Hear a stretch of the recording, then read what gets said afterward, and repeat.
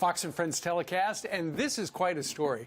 Congresswoman from here in New York, Alexandria Ocasio-Cortez, and her chief of staff are under fire, accused of moving nearly $1 million in donations out of a PAC and into a private corporation. The potential campaign finance violations revealed in a new complaint. So we woke Griff up from a dead sleep, and he is now up covering this story in Washington, D.C. to explain. Griff, unwind this.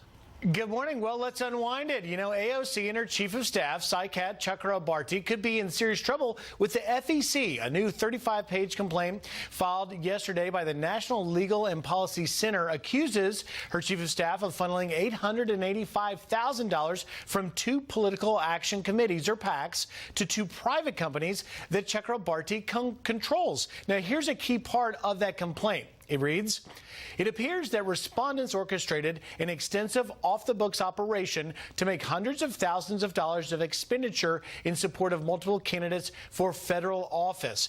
Now, why does that matter? This would potentially allow the campaign, AOC's campaign, to dodge reporting money to the FEC, violating the Federal Election Campaigns Act's disclosure clause. And this lack of accountability and transparency is why critics, just like AOC says, is dark money. It presents not only a potentially legal problem for AOC, but also a political one, and it comes on a day today when she's introducing a bill before the Congress to get every transaction on Wall Street taxed. Now, the PACs in the complaint say the money was used for strategic consulting, but the FEC will have a chance, if they choose to do so, to investigate it. We reached out to AOC's office and her communications director. They have not responded, but you're probably going to hear something about that because she's going to have to answer for pretty much violating the very thing that she accuses others of doing. Guys? What irony. All right, Griff, thank you very much.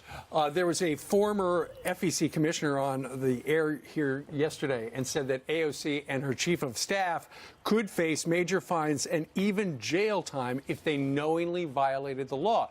And what's extraordinary about this is, so, you know, there are limitations on how much money you can give to a political action committee, a PAC. But then for the guy who ran the PAC, and this was the guy right back there on the phone, her chief of staff, to then divert the money into these private corporations, there's just no transparency, so you don't know where those contributions went. You can't track the money was used. Yeah, exactly. So if you're one of these Democrats and you gave money to one of her PACs, then he, according to this complaint, he took $885,000 out of the PACs, and then he shifted it into private companies which he controls. And the judge said, Judge Napolitano was on with us earlier, he said he could actually use that money to pay his mortgager's car payment. Listen to what else he said. Where is that money now? Right. It's in a private corporation, which is not a political action committee. It's such a huge amount of money, Steve. It could be a mistake, but it would depend on how it happened.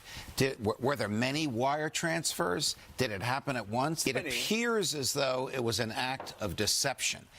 That puts them in a dangerous category. Mistakes, the FEC will forgive. They may fine you for them. Deception, they call the Justice Department. Well, Jason Chaffetz, who for a number of years was the chairman of the House Oversight Committee, he looks at this as a big problem, if accurate. Now, there are campaign limits in what you give to a campaign, what you can give to a PAC, how the PAC discloses that, and how they disperse this money. But it appears, at least based on the allegation, that these PACs were created and then these LLCs, these companies were formed in an elaborate scheme to funnel some money, nearly $1 million. This is about as serious of an allegation as it gets. It includes fines and going to jail if it was all true and found guilty. All right, so that wasn't the only investigation, believe it or not, on Capitol Hill. There was another one.